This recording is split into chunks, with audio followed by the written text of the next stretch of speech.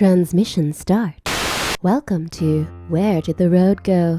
Join us as we wander off the path and explore lost history, consciousness, the paranormal, unexplained mysteries, alternative thought, and much more. We are present on the web at wheredidtheroadgo.com. Now here is your host, Soraya. All right, welcome to Where Did the Road Go? And on this Roundtable show, I have with me Mr. Greg Bishop as well as Joshua Cutchin and Michael Hughes, and we're going to be discussing all kinds of stuff. Yeah, this one goes pretty deep. We start off talking about Tom DeLonge and his recent revelations and how they bear resemblance to other similar revelations of the past. After that, however, it just branches out into all kinds of concepts of reality, and, well, you'll hear it. It's a pretty long one. Clocks in at almost 2 hours. I hope you like it. Coming up this weekend on the main show, I'm going to have John Lorden on, and we're going to cover the whole Elisa Lam case. And as much as can possibly be known about it, we talk about it. That's coming up this weekend.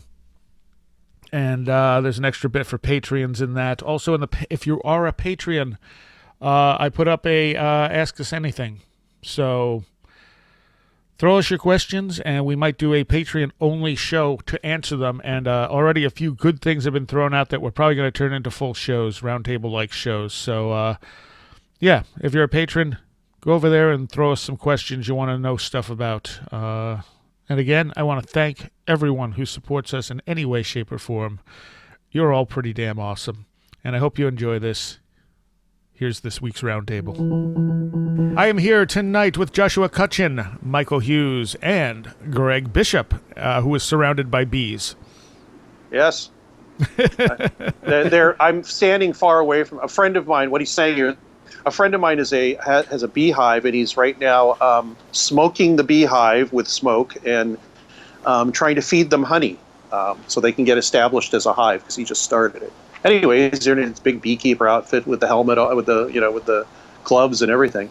So, are you sure this isn't a screen memory? Yeah, he's picking up a screen right now to cloud my memory with a screen and the smoke. He's got a smoke screen over there. So if we suddenly hear a lot of screams and swearing, we know who it's coming from. Yes, exactly. I don't know. The bees seem to be a little mollified by the smoke. Oh, I love that word. These bees should feel really privileged, because most bees just have a queen, but these bees have a queen and a bishop. Ouch. Oh, man. Sorry, that was bad. All right. So one of the things we're going to talk about tonight, and one of the reasons we brought Greg in, because he's seen this happen so many times, we're going to talk about Tom DeLonge. And Tom is the former vocalist for Blink-182, current vocalist for a band called Angels and Airwaves, and also fashions himself as a UFO investigator. And he has been making the rounds talking about all this information that the government has leaked to him to tell the general public. Do I have that basically right?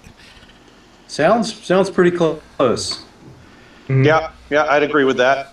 And I think most people are familiar with Benowitz when this happened to him, but you said there's a bunch of people this has happened to over the years.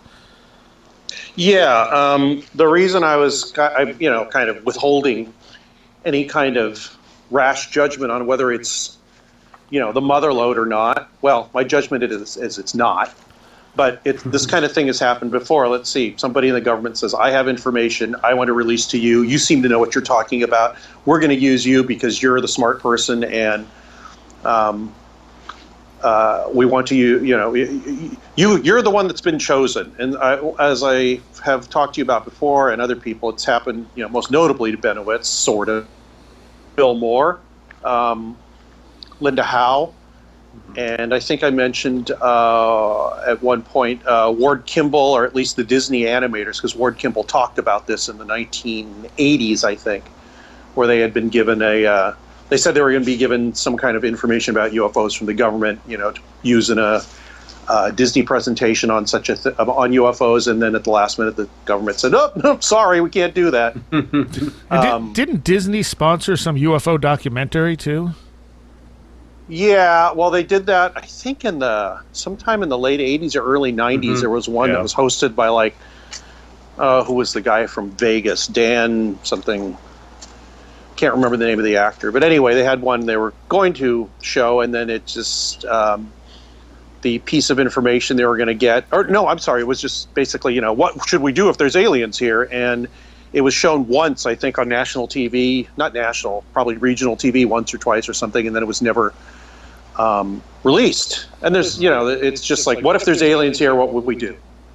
I don't think that was part of that wasn't a thing where the government said we're going to help you. That's just something Disney did on their own.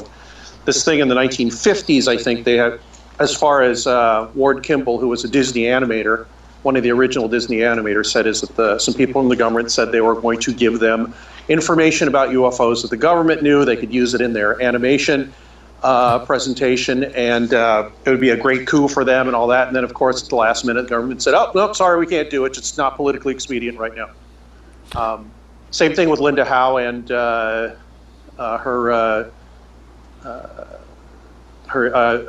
cattle mutilation documentary. What was it called? Something Harvest. Strange Harvest. Strange Harvest. Yep. Yeah. They did the same thing to her with that. And for Moore's part, they just said, we're going to if you help us out, we're going to give you all this great secret UFO information. They kind of did.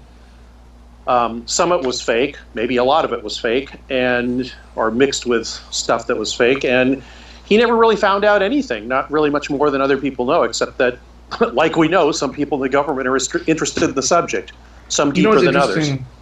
What's interesting with Moore is I feel like a lot of times they appeal to the ego with trying to get people on board in these situations. You're special. You haven't figured it out. If you haven't figured it out, we've chosen you to be the one, et cetera, et cetera. But with Moore, it almost seemed like they appealed to his more altruistic side. Is that true given your relationship with him? It almost seemed like, you'll get the answer that you're special, but we know that you want the answers. So, what would you be willing to do this for us? Is that true to that narrative? I mean, having known him, can you speak to that? I think he himself would say they appealed to his ego because he got a phone call when he was doing an interview on a Albuquerque radio station. He got a phone call during one of his interviews for the Roswell incident, and the person said, "We think you're the only person that knows what he's talking about." Nice. How does that that sounds familiar, doesn't it? So yeah, that's how they reeled him in, and then they just kept reeling and appealing to his, and it was fun too. I mean, he got to be a spy for a while. Who the hell wouldn't want to do that? Sure.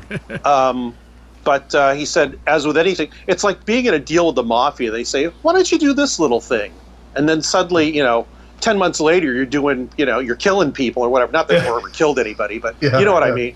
It just, they ramp it up ever so slightly until finally you're going, what the hell am I doing? I shouldn't be doing this. And they go, well, you're the one and you said okay. And, you better do this or, we're going to shut off the information, spigot. Instead of a death by 1,000 cuts, it's like a conversion by 1,000 favors. Yeah. Yes, exactly. See, Josh has just narrowed it down and distilled it into exactly what I wanted to say. Okay. And how many of these people do you think still believe, like even years later, that they were given the legitimate information? I don't know. I think Linda Howe probably would think so, but yeah, I think she doesn't believe anything. She's not stupid. She's just kind of credulous, I think. Mm-hmm.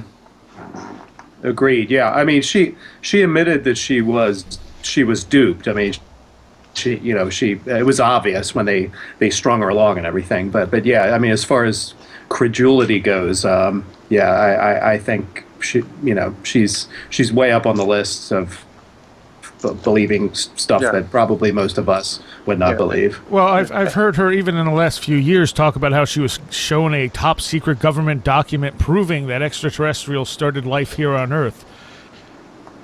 Yeah, of course she was shown that, and it flatters her prejudices, so she believes it.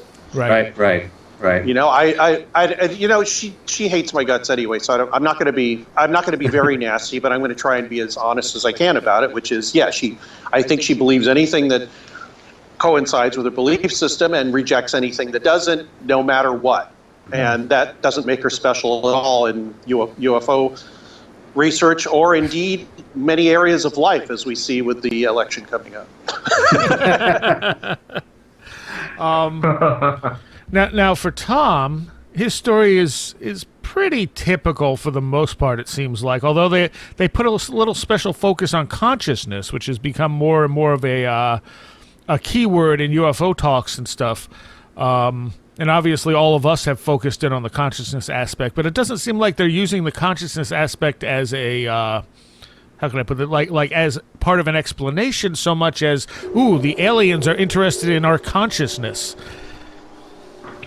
Well, yeah, what I would notice from just the brief history of people who have been sort of roped into this sort of thing is that the hook always seems to revolve around what is starting to trend or what is going to trend in UFO literature. So if, with Linda, there was the livestock mutilation thing, which is a big deal. With Benowitz, it was that sort of 90s conspiracy sort of thing.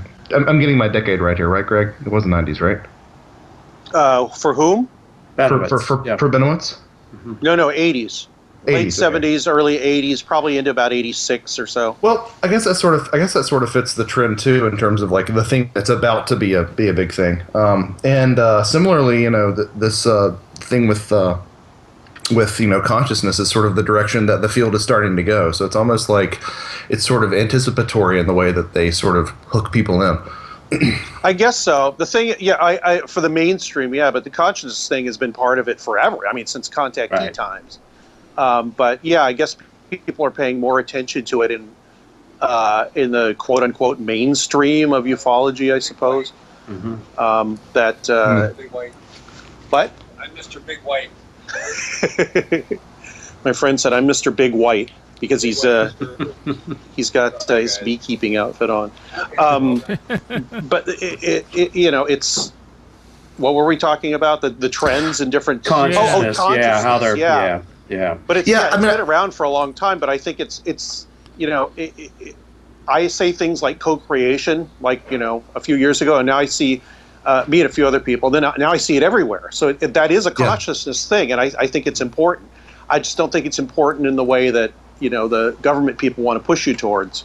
Well, the consciousness thing has been around for a while, but you're finding it mentioned among the rank and file more than you ever have, I would have to say.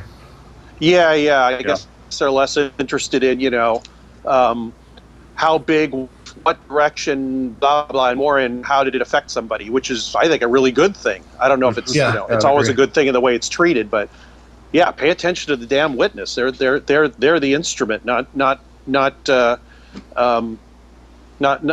watch or a compass or a computer program or anything. It's the person that sees it that they ought to be paid attention to. So I'm all on board with that. I wonder too. He's a younger guy. He has probably more appeal to millennials. Out there talking about this stuff. I wonder the selection criteria, or if he just kind of fell in their lap. By being curious about this stuff. Yeah, I don't know. I have no idea how this happened. I am not an expert on it. However, I would surmise that he referenced it in his songs. He talked about it in interviews, and maybe wrote a few bits and pieces about it. And somebody said, well, out of a list of 20 people to listen to, here's a good one. So they kind of went for him. Yeah. And I would think his popularity would work in their favor in that respect, because he does have the face to get out there. He's not a nobody. Yeah. And he's not a wacko, and he's not, not, he seems fairly reasonable and obviously intelligent person. So good person to go for. But once you mix ego in there, it starts messing things up. That's what I say about ufology, is get ego out of it. It almost makes you wonder, though, if they're looking for someone who will respond to ego, who is popular with young people, they should have gone with Kanye. I think they were looking for someone smart. Yeah, or looking for somebody who was an all ego. Yeah, good point. And I hear this occasionally. I had a researcher who's not a UFO researcher, and the subject of UFOs had come up when we were talking one day off the air. And he's like, well, I know someone, and he works for the military, and he's told me that we have alien craft, and we have this, and we have that. And I've heard that so many times repeated around, and it's not on the level of what Tom DeLonge is doing, but I wonder at what level, who knows what's really going on? Who knows? Yeah.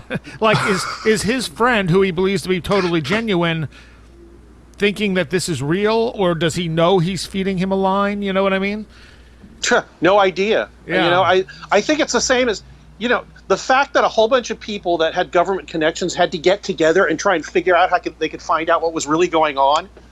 That tends to indicate to me that it's just like we are. Some people know something, some people know other things, some people believe certain things, some people believe other certain things, and they're just trying to find out what is useful and real and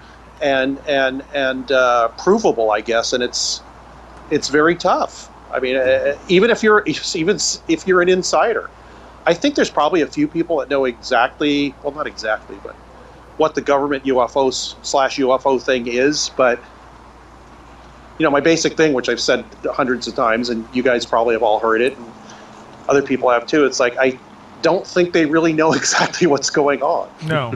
Right.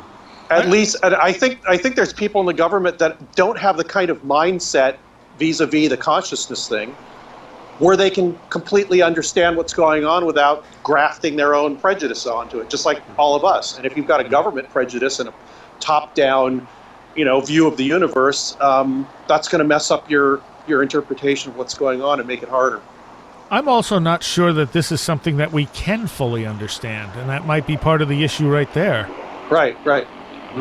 I mean, if consciousness is playing a role in this, then it's kind of hard. It's, we're the eyeball trying to look at itself. Mm-hmm.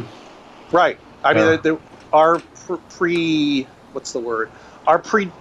predispositions, our prejudices, our everything are all wrapped up in whatever it is, and whatever the signal is completely or mostly colored and shaped by everything that's coming in to meet it, that's trying to make sense out of it. Mm-hmm.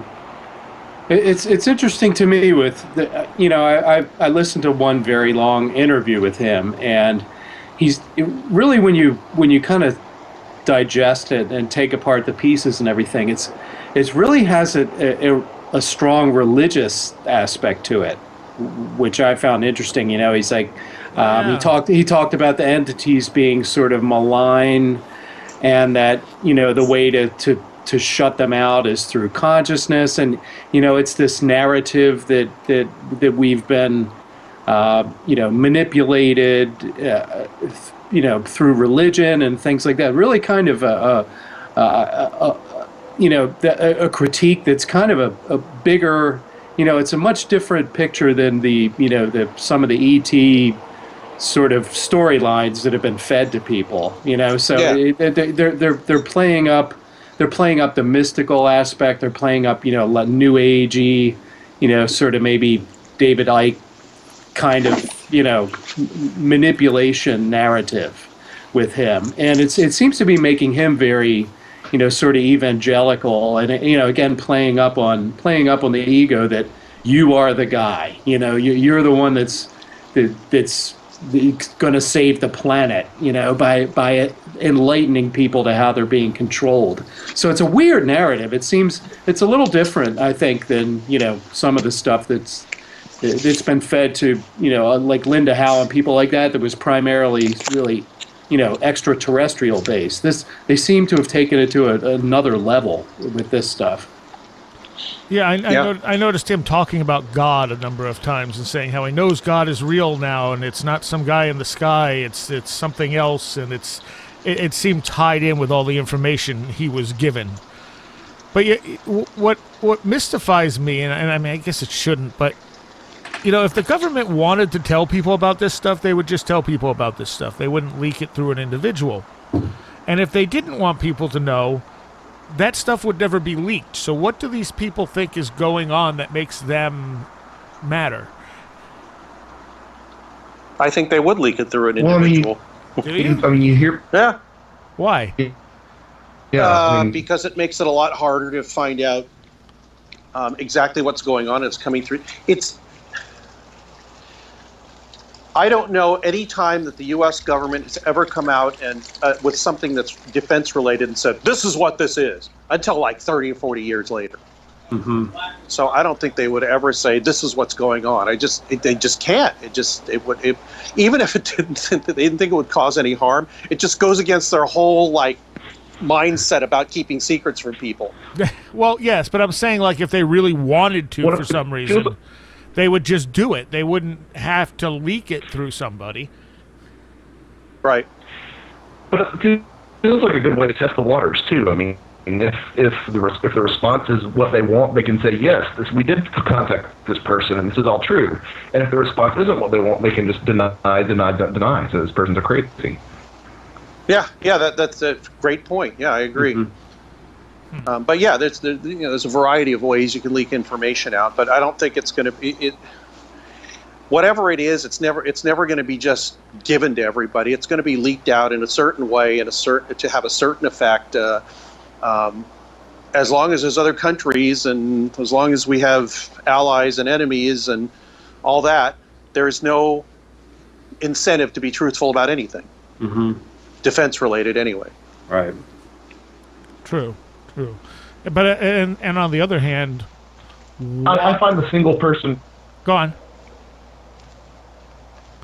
I was going to say I find the single person disclosure easier to swallow than the disclosure through media, which you hear people talk about sometimes. Oh, these movies and films are desensitizing and preparing us for disclosure.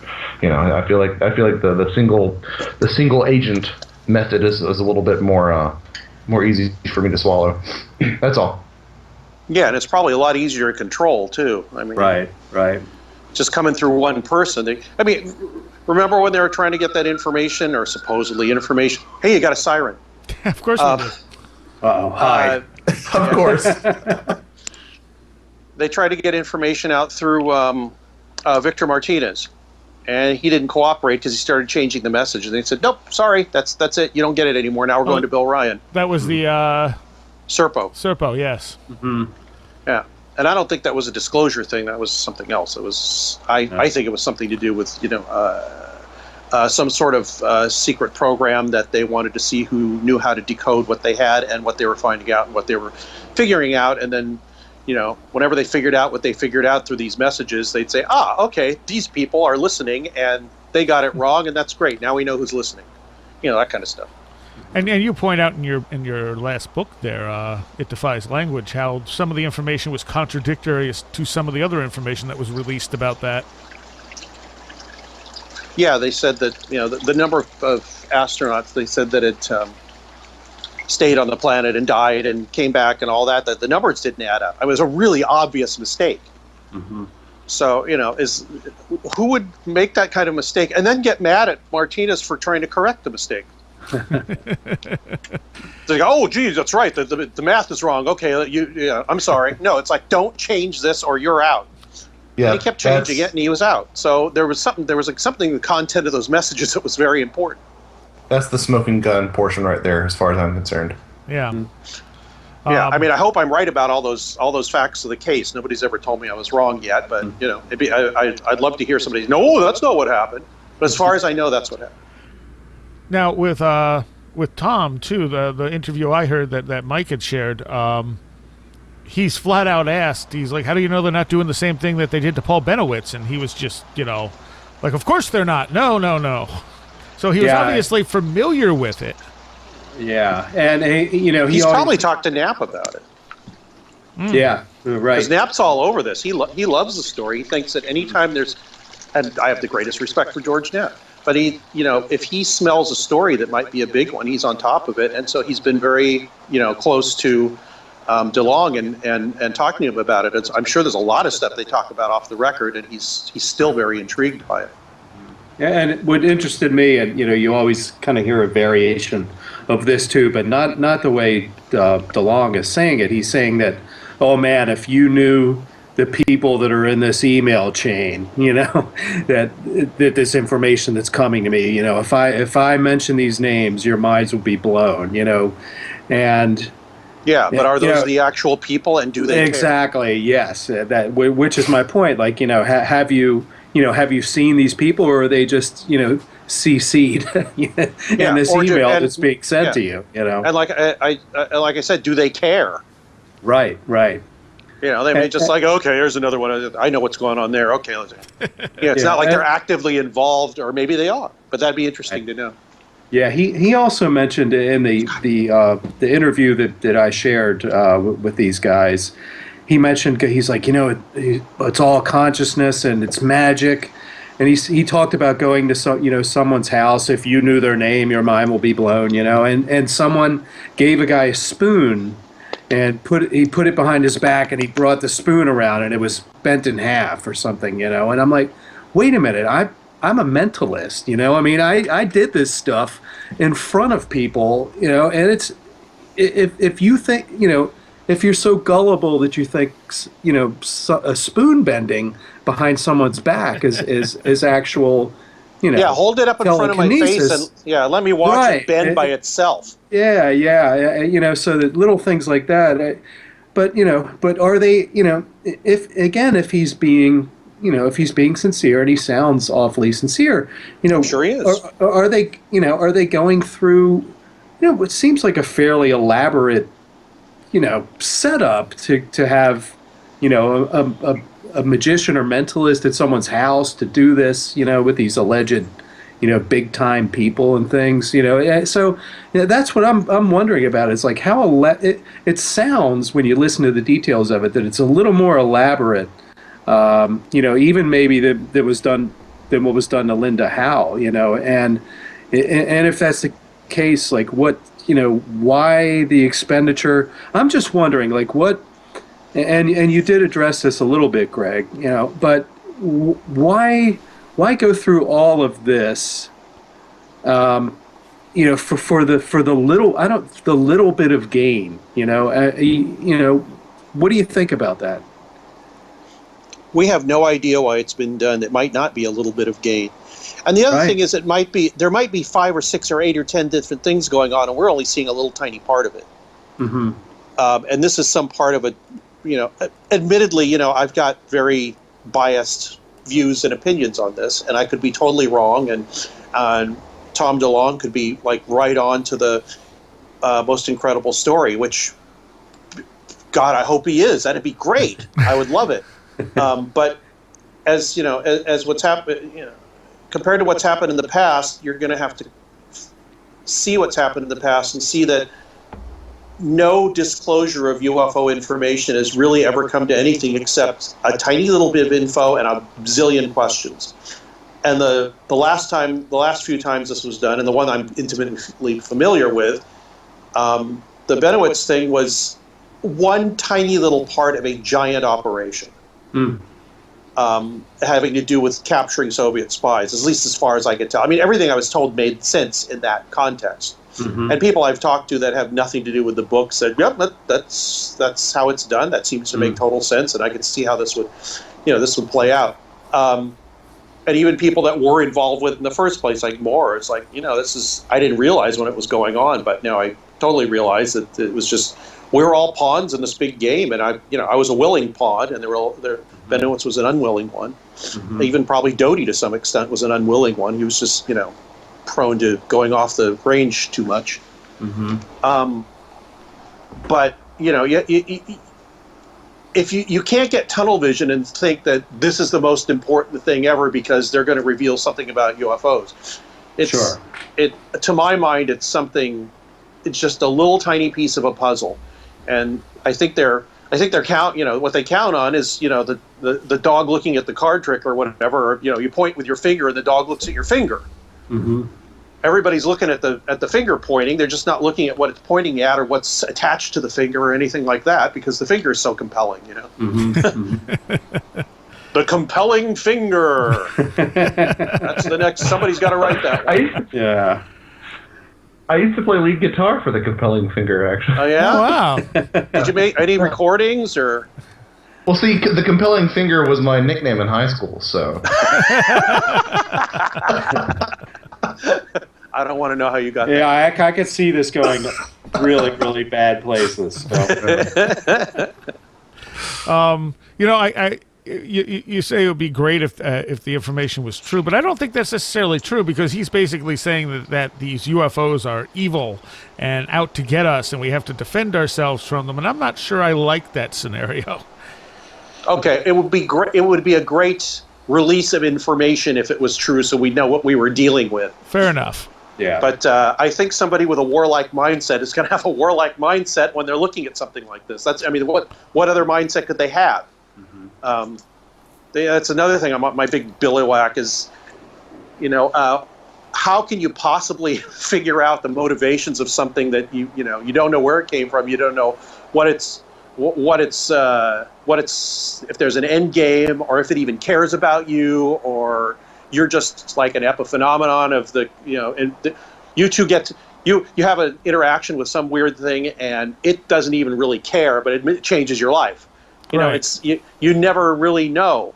And there's a lot of people in the government, I think, that if they do know about this subject and they do, and have a great interest in it, that they're very paranoid about it because it's an unknown, and an unknown is, they're going to think the worst about an unknown because that's how they've been doing it all their lives.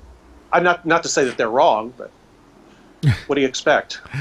True. Not that everything's sweetness and light. But I think that even if it is 100% true, and to a certain degree, even if there was a substantial portion of government endorsement, no, it's still. I don't think it's going to change. I don't think it would change anything. I mean, I think that there would still be a huge portion of the population that wouldn't believe it. Right. Even with confirmation from government agencies. So in a lot of ways, it's almost a moot point for me before it even starts, because either it's not true or it is true, and there's no way to tell if it's true or not. Yeah. You know what the first thing would happen is a bunch of people that were not ufologists would get on TV, and to keep people from freaking out, they'd say, when you walked out of your door this morning, how was your life different? How has it been different since this has been going on? It hasn't been different at all. It hasn't changed anything. So there's nothing we can do about it. Don't worry about it. We just know that there's something else besides us, which people already kind of accept, a lot of people. So, some people would freak out, but most people, it's like, I got to pay my bills and raise my kids and feed my family. It's like, is this thing doing anything to me? No? Okay. Right. Horrible, terrible, whatever for a while, for, couple of months, a couple of years, and then everybody goes, nothing happens. Everybody goes back to what they were doing. That's my cynical view. It does seem they were kind of that Tom was kind of sold sort of a angelic, demonic sort of viewpoint on the whole thing. Yeah. Now, has that happened before in any of these disclosures? No, not that I know of. Anybody else? No, that's why it seemed an interesting twist.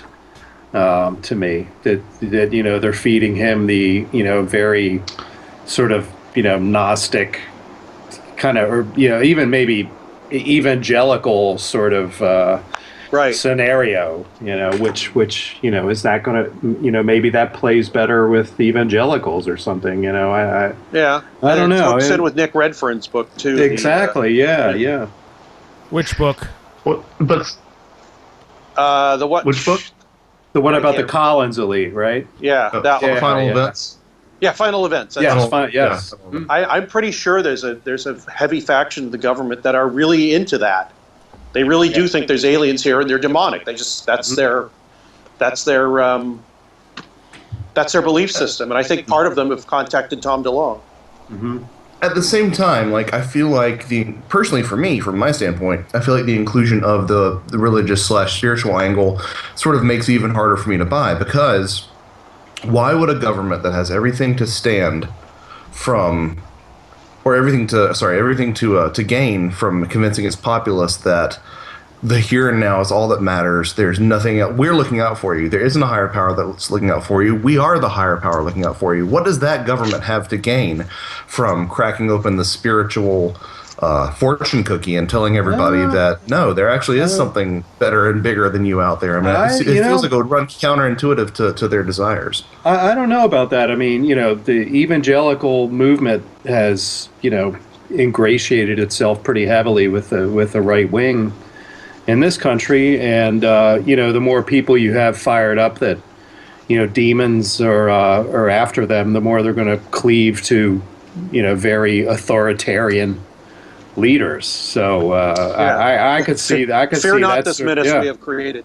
Yeah, yeah, but is Christian fundamentalism?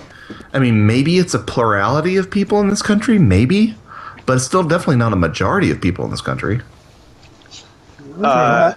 I think it's probably halfsies, Really? Okay. Yeah, well, I mean, okay. maybe not according to surveys and things like that, but when you look at the actual governance of the country, you've got the Republican Party, which is very much, caters to probably, very cynically for the majority of them, but caters to a very strong religious element in the people that vote for them. I think that's kind of hard to deny. Right. Yeah, I agree.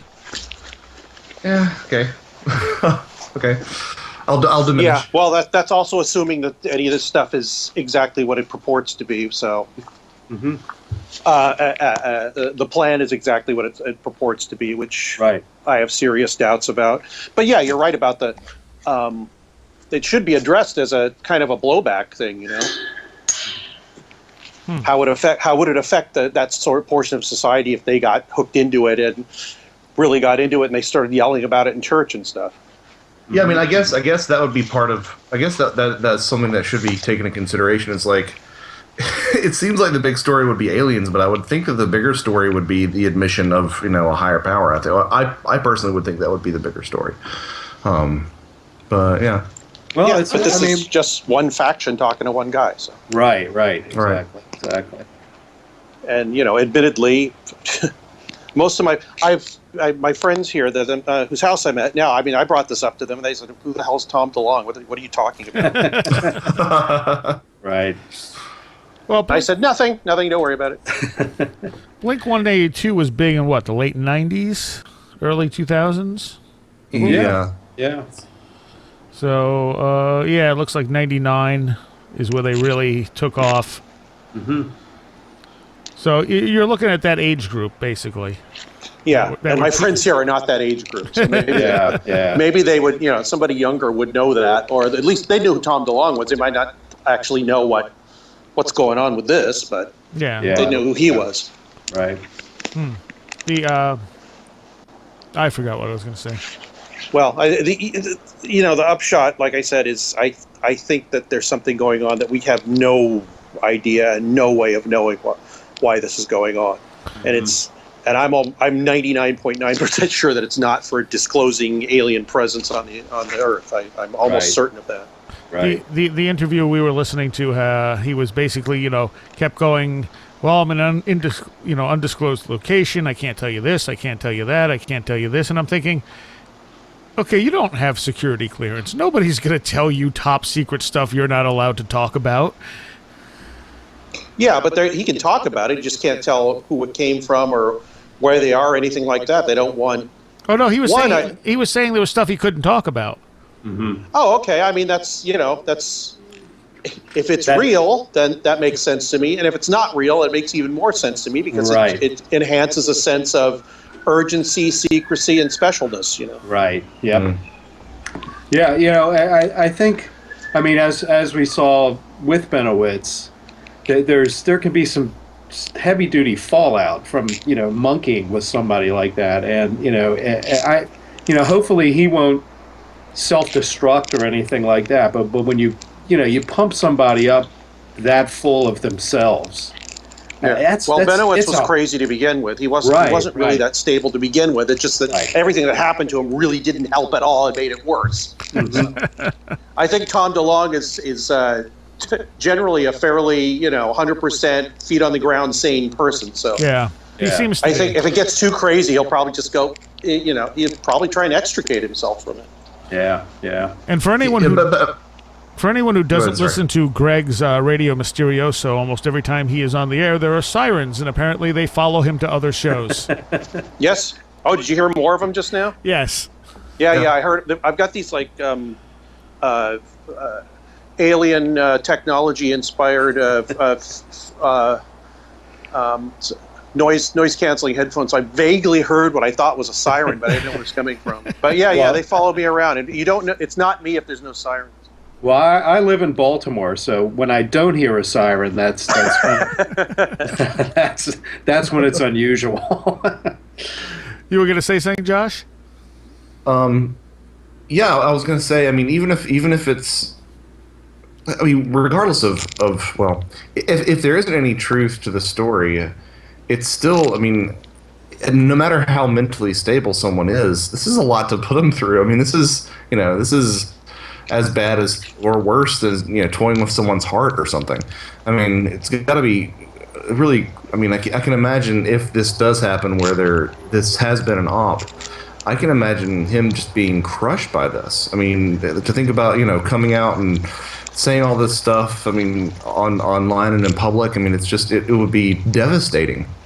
I mean, as evidenced by the whole Benowitz thing, but I think I don't think it's going to turn out that way. Sorry, go ahead. Yeah, well, yeah, I probably not. But I'm just thinking of somebody who has a big following and is in the spotlight, and actually, it has a lot that he's risking by doing this. I don't think he's risking a lot. I mean, he's an artist. The artists are allowed to be a little crazy. True. Yeah, true. And when we were talking to Ritzman, the best ones are. When we were talking to Ritzman, he made the point that this stuff often happened, like paranormal and weird stuff tends to happen to artists more often than not. Yeah, because they don't have as many filters. Mm-hmm. And the whole, as well as the whole anti-structure sort of thing going on. Right. Yeah, breaking a structure, a previously relied upon structure, is a wonderful thing for an artist to be involved in. That's what they should be doing. Yeah. Exactly. Yes. Rather than following molds. Yeah, exactly. So whether there is a way.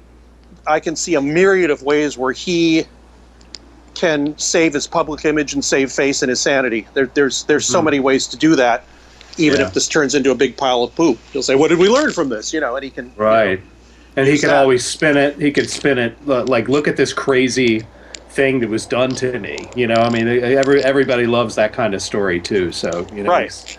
And that still keeps him as special because he's the one that was put through all these charades. Yeah. Yeah. And I don't. If he ever listens to this, whatever I've said, I mean no disrespect whatsoever to Tom DeLonge. Absolutely not. Sure. I mean, I kind of wish I was in his spot just to see what would happen. What would I think? I mean, what would you guys think if you were stuck in his spot? What would you take the bait? Would you start talking to people? What would you do? I wouldn't believe a word of it, honestly. I don't know. I mean, when people who seem legitimate are staring you in the eye and saying, this is the real deal. I'm going to let you see this, and you can't tell anybody. And if you're you drive to some place and they take you through, take you down into a tunnel and then through security and all that kind of stuff. It's kind of hard not to get caught up in that. Yeah, exactly. In that thing. So. The same thing may happen to any one of us in anything. It definitely has happened to me. Yeah. Why did Bill DeMore tell me all this stuff? Why did that guy from the Naval Intelligence Office supposedly tell me all that stuff? Was I special? Mm-hmm. At the time, I thought maybe I was kind of special. But the thing is, just my personal makeup is, I'm not going to go out telling everybody that somebody's told me the absolute, honest, 100% truth, and this is really what's going on. Because I had no way of knowing that. I was just told stuff that I couldn't really see for myself. So, if the charade was taken, or whatever you want to call it, was taken as far as with Tom, I don't know how I'd react. Yeah. I might do the same thing he's doing. I have this, idea of myself where I think that I wouldn't do that, but I don't know.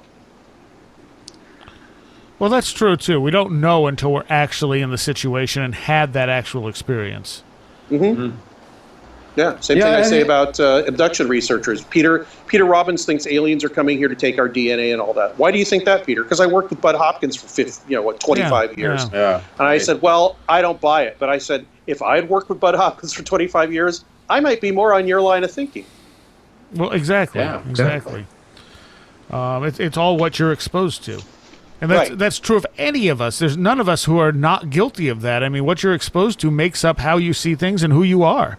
Yeah, it's just what you do with it determines, how you process it is what counts. Not what you think of it, but how you process it and spit it back out to the world, and your reaction to it is ultimately what counts. Not what you've been exposed to, or how many times, or what how important the person it was that told it to you, or whatever.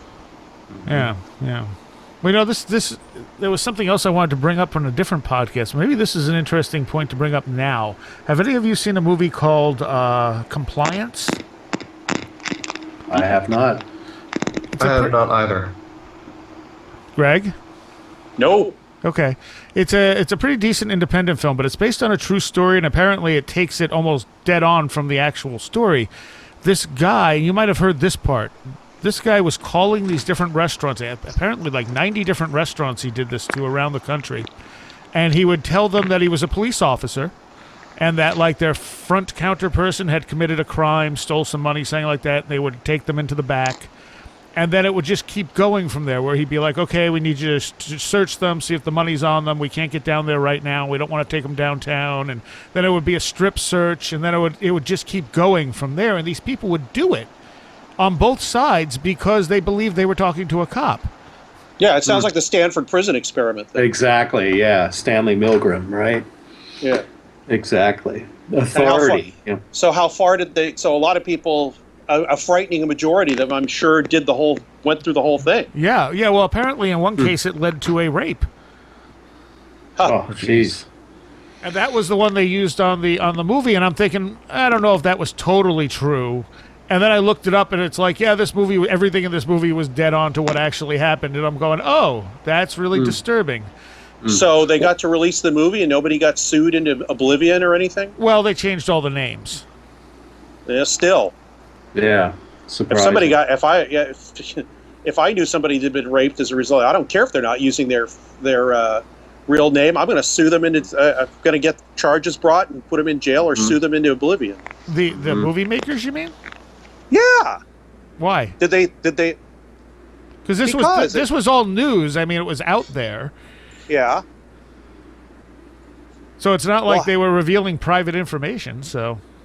That's true, but still, you said somebody was raped as a result of it. That's not just some silly thing. That's somebody was assaulted. Well, exactly. And it's as far as I can tell from what you're telling me, it was the fault of the guy that was doing the thing and or the filmmakers. No. It was the guy who was making the calls. Oh, then what happened to him? Did he get in trouble? I don't know if they ever for sure figured out who was doing it. No. They weren't filming it while it was happening. Okay. Right. No. The movie was documentation of actual. Was a drama actual event. Yes. Yeah. Oh, okay. I'm sorry if I wasn't clear about that. Okay. Well, the guy that originally did it, I'd be surprised if he hadn't had charges brought against him for that happening. Oh yeah, no, I think, and they said when I looked it up, they said they thought they had the right person, but I think it's still kind of ongoing at the moment. Yeah.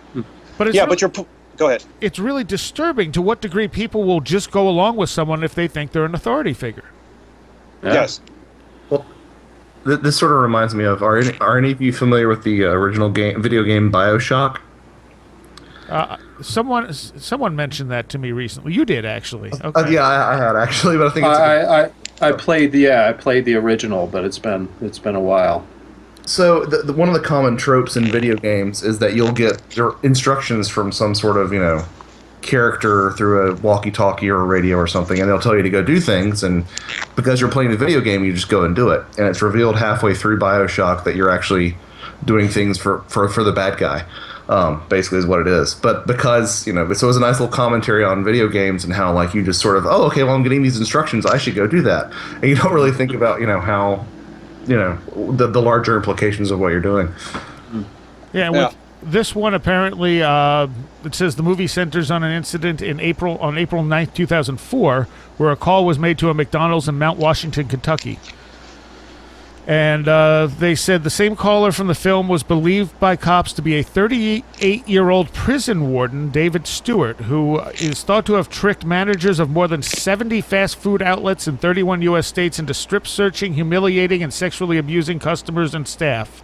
Jeez. And I would think, okay, if you're a prison warden, you know that how to project your authority. You're not just some guy on the street. So yeah. Dave Stewart, wasn't he in the Eurythmics? No. Yeah, that's wild. And you know, when you're watching the movie, you know, as this is progressing and they're bringing other people into it, these people are all going, well, what's going on? How do you know this is a cop? And they're like, well, I know. Don't worry about it. And then they're like, okay. And they go along with it as well. Yeah. Well, it's and that's what happens to people like DeLong, you know, Linda Howe, Benowitz, and everything. You know, you're caught up in, you know, number one that Greg mentioned, you know, the specialness that you have been picked. You're the conduit for these great secrets. But you know, you're surrounded by these powerful looking people with all the trappings of, you know, big wigdom and you know, medals on their chests and things, limos and all this kind of crap. And you know, of course you're going to believe it. You know, I mean, why? When you know the common I'm pretty sense, sure I would. Yeah. Yeah, common sense would say, well, why are they doing all this for me unless it's real? You know, these are real, you know, important people, things like that. So it's a absolutely brilliant propaganda mechanism. You know, I mean, it would take someone with a lot of, you know, much more, you know, self knowledge than I'm sure I would fall for it. I mean, I've had, you know, just talking about UFOs and things, I've run into people who said, well, you know, I work in the military. You know, we've all had those people come up to us and tell us things. And, you know, I mean, the tendency is, because we believe most people are honest, and we're honest people ourselves for the most part, we believe what they're saying, you know, and amplify that by you know, oh my God, here's a general talking to me, you know, or here this guy's at the NSA, and wow, you know, he's picked me up in a limo and is driving me around and showing me photos out of a briefcase. I don't know who wouldn't fall for that kind of thing. Well, right. And moreover, I mean, all the things that you just said are still pretty mundane. For all we know, he has seen something genuinely striking. You know, whether or not it's fabricated, or who knows, maybe he was shown something quite legitimate, taken into a different context and used for this purpose. But, you know, it could be totally possible that he's seen something that is extremely compelling, not just, you know, oh, here's some papers or here's a dossier or something. That reminds me of the Jamie Chandray thing, where he said, did you read that in the book? I was talking to him in 1999. I talked to him for about a year and a half. We talked about once a month on the phone for like an hour or two. Big, long conversation. I wish I'd recorded them. But at one point he said, I know there's aliens here and I know the government knows it. I said, well, how could you possibly know that to be true? And he said, I was shown something. I said, what? I can't tell you. I'll tell you if you guess it. Because it's the old thing. It's like, you can't tell the person, but if they guess it, you haven't told them, so you haven't broke a security oath. Right. So for months, I was like, okay, Jamie, did you see a document? Well, those could be fake. Did you see a photo? Well, those could be fake. Did you see some sort of a ship? Well, if it wasn't flying, you didn't go for a ride in it, that could be fake too. Did you shake hands with an alien? Did you see a dead one? No, none of that stuff. So I got to the point where I thought, it sounds like you're on faith, because I think I've said everything. I asked friends. He said, no, none of that stuff. And then he dropped out of the field and disappeared. It had completely disappeared, right? Yeah. I mean, he showed up very soon after that. He still lived in L.A. He had been divorced. He met some other woman, and you know, for all I know, he's still around. But you know, I never found out for him what the hell the thing was, and I thought it might have been that Yellow Book thing that they'd mentioned in. Well, they didn't call it that, but it was a thing supposedly called the Yellow Book that was a crystal you could look into. It could show you stuff from the Earth's past and future. Right. You know, if you saw that, It's like, how the hell could you fake something like that, especially in the 90s? I mean, it's like, a crystal you look into that. So I was thinking maybe it was something on that order, fake or not, but just something that would completely blow your mind. And at the same time, we have no idea what kind of technology they had then or now that might do something really impressive like that and would blow someone away if they didn't know it existed.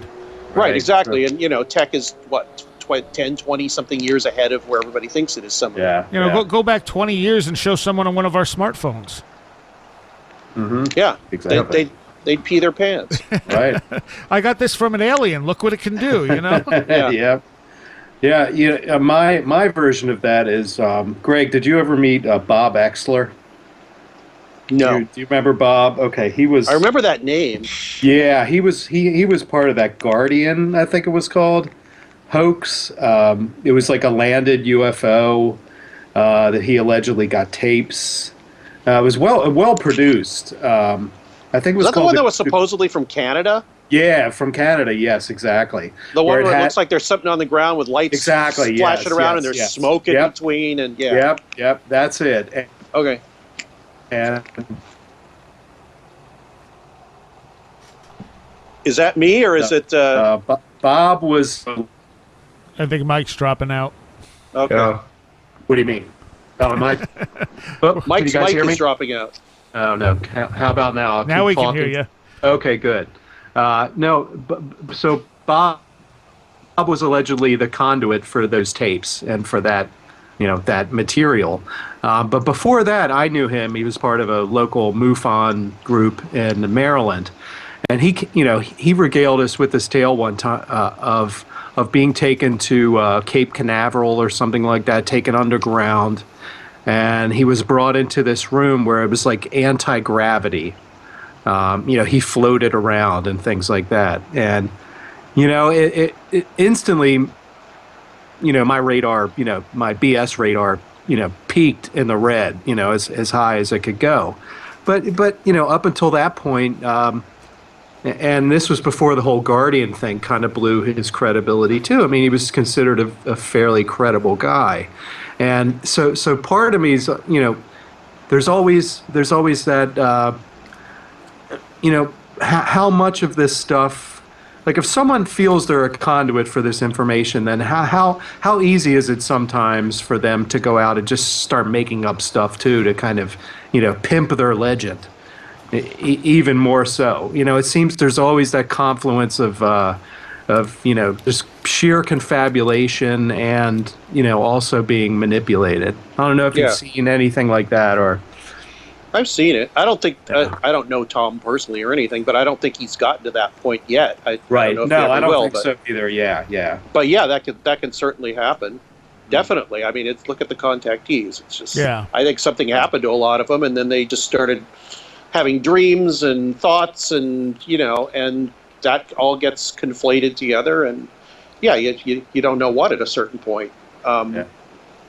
There also might be I'm all on about information universe now. So there maybe somebody has figured out how to manipulate the local environment to freak the people out. Right. Not mind control or anything, but something that actually really is there, but it's engineered. I mean, this is admittedly crazy, wacko speculation. Well, you're talking about the universe as just pure information, and if you can manipulate the actual information of the universe, you could create something really bizarre. Yes, and I think that we're doing that all the time. I mean, I've got a little bit to go into understanding this completely, but I've got this idea, and I'm moving towards this by studying this more, that our brains are doing this continuously. Yes. Taking all the information and forming it into some physical thing that makes sense in light of what we've seen before, what other people have seen, and all that. And it's, it's very malleable, but we have an agreed reality, so things generally, solidify in that kind of reality in the way that physics tells us and all that. So Right. And that's about 8,000 holes in my opinion at this point, but there's a fight between information people that have a information view of the universe and a physical view of the universe, or a mathematically described universe, and they're all saying that that each of them now think that their theory of reality is primary, and that instead of physical, mathematical, and information. It's more like information, mathematical, and physical. You know what I mean? And the informational theory, I mean, it's very similar to holographic theory, as well as the idea that the universe is really just a simulation. Right. Right, yeah. When people say, oh, we're living in a simulation, I think what they're saying is a way to understand what an information universe would be. Right. We're living in a simulation. It's like, well, that's implying that somebody is running it, and there's some kind of boss running it. Right. Like, I think we're the bosses running it. Yes. Yeah. It's a great that makes metaphor. me feel better. Yeah. Yeah. Right. And it's a great metaphor.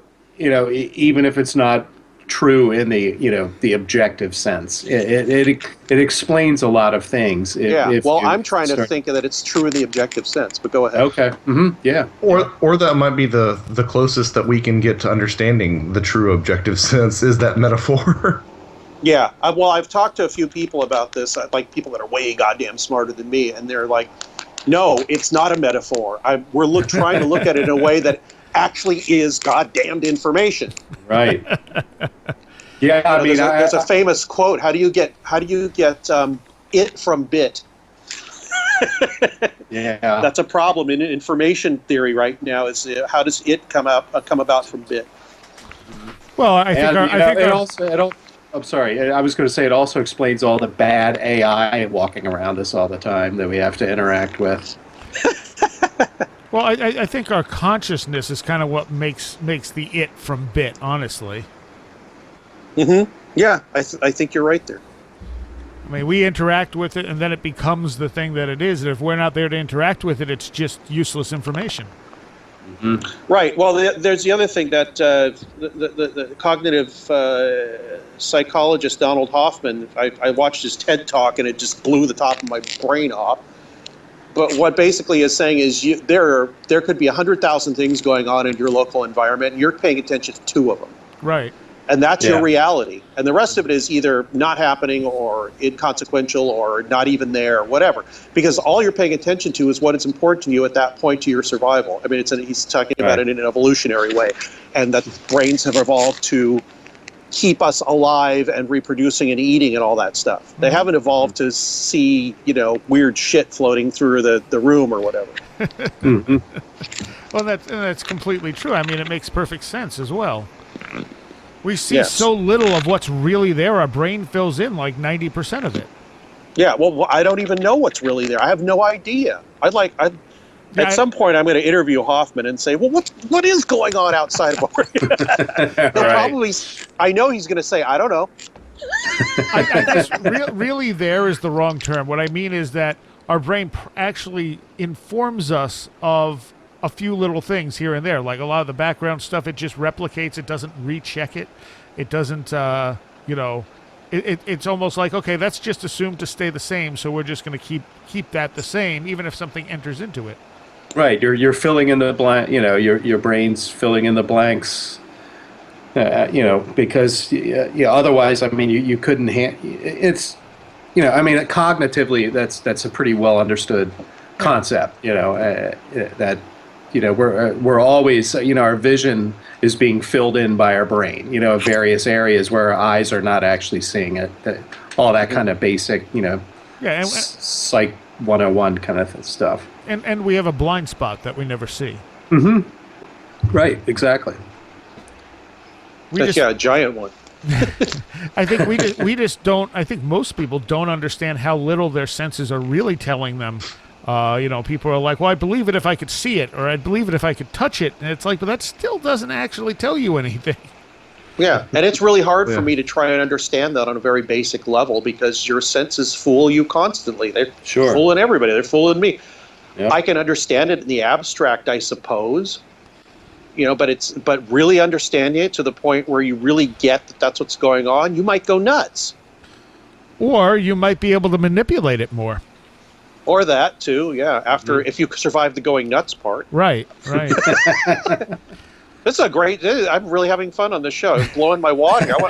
You got to come on my show and talk about this shit too. Yeah, man. I mean, you look at yogis and stuff in the Himalayas and stuff who have these siddhas, I'm probably saying that completely wrong. Cities, yes. Yeah. And, they're supposedly can do all this amazing stuff, but part of it's from kind of separating out of reality. Yeah. It's manipulating the bits, manipulating the bits into its, I suppose. Mm-hmm. Or what appear to be its. Yeah. And if you know it's all an illusion, you can probably manipulate it in a lot of different ways. Yeah, or divorce yourself from the desire to manipulate anything. True. Once you stop trying, it all comes to you. Yeah, man, don't you understand? Well, again, it goes back to that lust for result. Yes, the lust for result is the worst thing possible. However, that's what you guys have talked about this on the show, I'm sure, before. But yeah, desire something completely without wanting it, or whatever you want to call it. That's what a lot of Western occultism is about. It's about getting something without getting in your own way about it. Right. With the desire, so you get rid of the desire, but the goal is still there. Yeah. I try to do that all the time. If I've got a goal, I imagine that it's already done, and I just kind of have to get myself to it. So now I'm just not sitting here thinking, when am I going to get to that thing? When is this thing going to be done? Why am I not doing anything about it? I just It's already done. I just have to get there. Yeah, I mean that's Austin Spare's chaos magic principle. You create the sigil, you envision it, Right. you put your energy into it, and then you forget about it. And then you destroy the sigil. When things happen. Right. That's when things start to actually because you're out of your own way. Changes. Exactly. When your desire gets out of the way, then the universe is allowed to do what it was going to do anyway, which is be in the place that it should be, which is what you'd envision. Right. If that makes any sense. And that's a tough one. I mean, that's why people do this, study magic all their lives, and and some of them get all wrapped up in the magic part of it, and other people. I mean, I went through a course of Western occultism for about 2 or 3 years, and then I stopped it because cool things started happening in my life, and I said, okay, I guess I worked through that, so I'm going to leave that alone for a while. And it was just kind of like, if you want something to happen, go do something. I mean, that's not even a magical thing. Yeah, exactly. Right. Yeah. If you don't need sex, money, or power, then yeah. If you use Crowley's definition, everything you do is magic, technically. Right, exactly. Conforming reality, conforming with will. Yeah. Yep. Yeah, not desire, will. Yes. Will, exactly. Well, that's another thing. When he would say, do as thou wilt, people would think, oh, it means do whatever you want. It's like, no, it's supposed to be doing your will, your true will. That's a completely different thing than doing whatever you desire. Yeah, and 99.9% of people do not know what their will is. Right. Exactly, yeah. And I'm not saying that to be elitist. I'm saying that to say you have to do some work to figure out what that is. Right. Absolutely. That takes a lot of inner journeys. Yeah, it does. And I only know a few people that I think operate on that level, and I strive to be like those people. Those are the kind of people I hang out with a lot because I want to hear what they have to say. I want to pull their energy towards me. I want to, I'm just saying, I'm having a problem with this, and they kind of go, and they change the subject to something else, and there's my answer, in this oblique way. Just weird stuff like that happens all the time. I would love to be in that headspace. I saw there was a quote from Bruce Lee. What did he say? Something like a master. He was talking about martial arts, but he said a master is somebody that it just has laser-like focus. Yeah. Mm-hmm. And that's really hard to do. I mean, just get up in the morning and say, I want to do this thing today. Well, good luck. Bruce Lee would do it in 5 minutes. Takes me a week or two, Well, sure, because the minute you start to do it, you go, oh, wait, I should do this. Oh, and there's this over here. What was that noise, Yeah, exactly. And it's very hard to keep it. Yeah, it's how do you keep yourself in that headspace for a long time? And then other people say, yeah, well, I do that at work all the time. It's like, well, that's fine. Is your work your will? Yeah. I hope so, because if it is, you're one of the luckiest people I ever met. Not to say that it doesn't happen, Well, that leads me to another question, to sort of derail this a little bit, but keep it somewhat on the same track. My thought for a long time now has been primarily based on an experience I had in 1990, but wouldn't it be the best way to attain contact with whatever the intelligence is behind the UFO phenomenon is to attempt to contact it personally? You know, like instead of waiting for this thing to come to you of its own accord, to try to actually make the contact yourself. And that's not new. I mean, Valet was talking about that with, Robert Anton Wilson and, Anton LaVey and Grady McMurtry and all that kind of stuff. But I wonder if, and, I've talked to some people I trust, and they say, well, yeah, that kind of stuff is going on, but it's just not made very public. I mean, Greg, I'd love to, since you've been so deep in all this stuff for so long, I wonder if you have any thoughts along those lines. I think everybody that is not going to be driven crazy by it should attempt to do something like that. Yeah. And that's a really tall order, because a lot of people, including probably myself, are susceptible to being driven crazy by doing that and having something happen. Yeah. And if it gets to the point where you can't shut the door, then what do you do? Right. Yeah, once that door is open, it does not shut again. Yeah, well, I think there's certain ways if you have a strong enough will about it and all that you could probably do it. But there's got to be ways to do it where you just have a model of what you like. Remember the Conjuring Up Philip thing? Yeah. Mm-hmm. I mean, that might be an exercise. Just take whatever that you're really concentrate on something really hard. Concentrate on it real hard, and it never works out. Just make something up, because then if something happens, you made it up. So maybe you're going to have the power. But just like, I want to meet a benevolent space brother from Lanulos or whatever it is.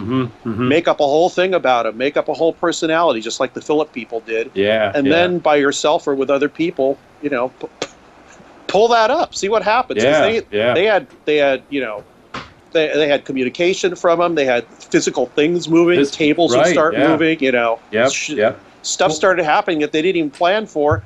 I mean, they didn't even expect, and they made it all up. They made up the thing that they were contacting. Yeah, exactly. So that's the question. Go ahead, Josh. The question that I would ask is there strength in numbers in that case, or can it just be a single person? I mean, I think that it can just be a single person, but is there? Do y'all think there's probably a greater likelihood of having some sort of contact achieved if there are multiple people focusing their will? Or would one person who is hyper focused be enough? I think both. Yes. I mean, I think with more people, I mean, you've got a potential higher pool of psychic energy. However you want to quantify that. And in the Philip experiments, I mean, that could clearly seem to work for them. And I guess if you've got more people conceptualizing the reality of something, it just in an intuitive matter makes more sense that if you've got more people believing in something, it's more likely to manifest. But I mean, just super brief. I mean, I was at Ocean City, Maryland in 1990. I looked up at the sky. I'd had a whole bunch of weird synchronicities involving UFOs that whole weekend. I looked up at the sky and said, okay, if you're out there, show yourself to me. And that's when I had the top of my head blown off when these two lights showed up and started doing crazy theatrics in the sky. Now, having said that, I've been terrified to try to do that again, and going back to what Greg said about, can you handle this? And, there have been times when I've been out in the woods somewhere kind of remote and it's dark and I'm by myself. And I think, well, I should probably try that again. But, I for whatever reason, my reptile brain says, hell no, man. Don't go drawing something down here right now. In the actual moment, it's pretty terrifying ontologically to think, well, if I do this again and something shows up, what the hell? I mean, right. I totally understand that. I mean, and I think it depends on people's willingness to be detached from the result. I mean, it's back to the getting rid of the desire. I had, the other night I was like, and this was 2 nights before the cat had to be euthanized, which might have had something to do with it. But I was lying on the bed, and my wife was 3 feet away from me on the other side of the bed, facing the other way, and something pulled my pillow sideways. And instead of going, yeah, I kind of, first thing you think is, you think somebody's doing it. So I turned to my wife and I said, cut it out. And she didn't even answer me at first. She said, what? And then I look, and there's no way she could have pulled the pillow. And the cat was over there too. The cat can't pull a pillow out from under my head. My head weighs a lot. It weighs as much as anybody else, male human's head. And it wasn't a regular, it's like a buckwheat pillow. So it's basically, my head is like holding down the sandbag. And it got pulled sideways a couple of inches. I mean, so much that my head moved.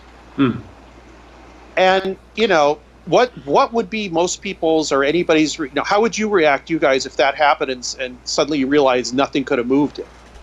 It would depend on how tired I was and if I wanted to go straight to sleep or not. But I'd probably be freaked out. I mean, Yeah. Honestly, it's like, go ahead.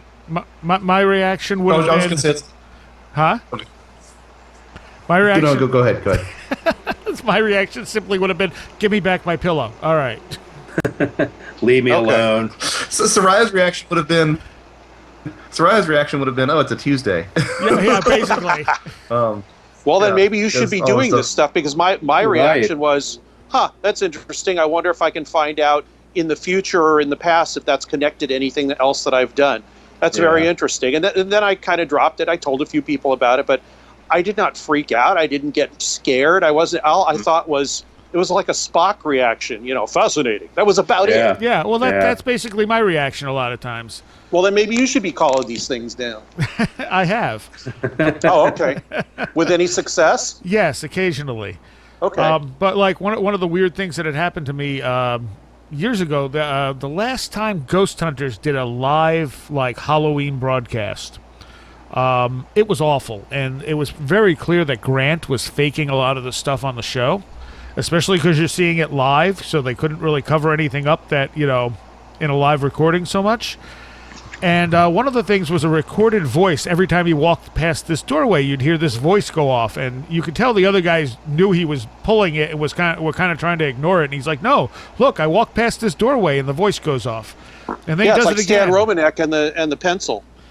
I'm not familiar with that. Somebody showed me this.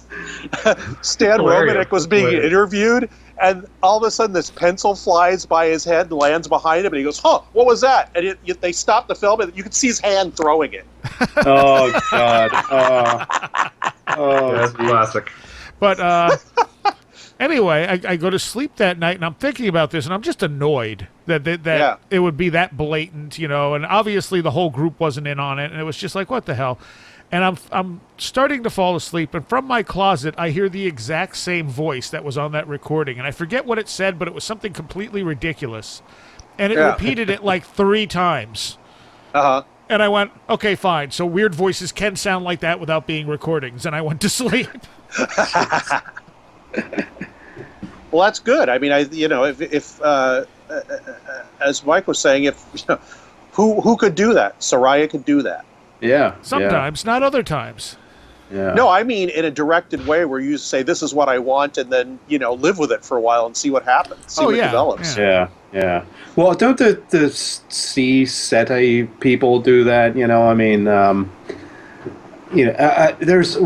know there was I saw, the first time I saw it was on, Unknown, whatever, one of the shows in the 90s, or Mysteries, whatever. Unsolved Mysteries, yeah. Yeah, and there were people, trying to get these lights to materialize and things like that. I think, Contact. Right. Yeah, and I mean, to me, it looked kind of interesting. It looked like maybe they were getting, some kind of results. But, I wonder if there has been, or maybe there is, this ongoing, people trying to, do sort of, an indoor entity sort of contact thing, a ritual magic style, summoning these things or something like that. Kind of like the Philip. I'm sure there Philip are experiments. Yeah, I mean I'm that's sure what I would there love are, to see. and I hope when they finish, they write everything down while it's going on. They record everything that's happened from every member of the group, publish it, and let everybody see it. Yeah, exactly. That's what I think all UFO research should be now. A small group doing some very focused research without being on TV, without writing a book about it, without saying everybody, hey, look what we're doing. Right. And then when you're finished with it, saying, this is what we did, these are our results. Either nothing happened, try it, or we got a result. See if you can get the same result. And just keep passing that around. It would be very easy. You know? That's why I said get rid of the big UFO groups. Well, you know what? There's a reason for the big UFO groups. I don't hate them that much. But, I think the future should be small, non-personality driven, non-ego driven groups doing extremely crazy research. Well, I've always had a soft spot for decentralization of all types, and because for me, the further away that you get from the source of a problem, or the further away you get from ground level, the more difficult it is to actually have an impact. And I think that's a great solution: is to really just make it more of an intimate thing. Yeah, everybody has to. If you're really interested in this thing, then put yourself on the line there and do something about it. Right, and approach it the way it approaches us, which is on a personal level. I mean that's where it's happening. It's happening on an individual level. So it only makes sense to me that that's how you try to respond to it. Yeah, on an individual level in small groups or whatever, because everybody will get an individual response. But they would get a response. That's the amazing thing. And that's the Jacques Vallée thing that he said to Jerome Clark in this famous interview I keep pointing people to. Sometime in the 70s, Jerome Clark interviewed Jacques Vallée for Fate magazine, and he said, are you suggesting the researcher should get involved personally with the phenomenon? And he said, yes. Right, yep. I think it's very important that the researcher gets involved with the phenomenon. And he said, well, don't you think there's a chance for people to go nuts or something terrible to happen? Because he said, yeah, sure there is, but we know some of the risks. And if it happens, too bad. But we can't be pussies about this. He didn't say it those words, but Well, and it might leave a trail of a trail of ruined lives, but whatever. Any dedicated researcher is going to run into a problem of facing something dangerous about their field of study. I mean, isn't there a chance that the shark could break through the shark cage and kill the the oceanographer? Well, yeah, but the marine biologist, right? Well, yeah, of course there is, but that's sort of what you do. Yeah, I remember what Vallée said. He said, if there is a feedback going on between the phenomenon and the witness, maybe you can send something back through that feedback to see what happens to it when it comes back to you. That's a problem. Exactly. That's a very deep and important problem that I think should be getting worked on. Absolutely. But the trick is, how the hell do you do that? Yeah. You have to establish a conversation first, and then you have to start saying stuff and seeing how that, if anybody else hears it in another way, or it comes back to you in some different way, or and how it does. And it's like there's all kinds of different ways to interpret this stuff. But feed shit to the phenomenon and see how it reacts. Yeah. Well, and then what's even more frustrating is some of the best ways to probably start or initiate that feedback loop are either A, met with resistance by people, such as the use of psychedelics, or B, are sort of self-negating in terms of their objective veracity. Again, like psychedelics, like the meditative states.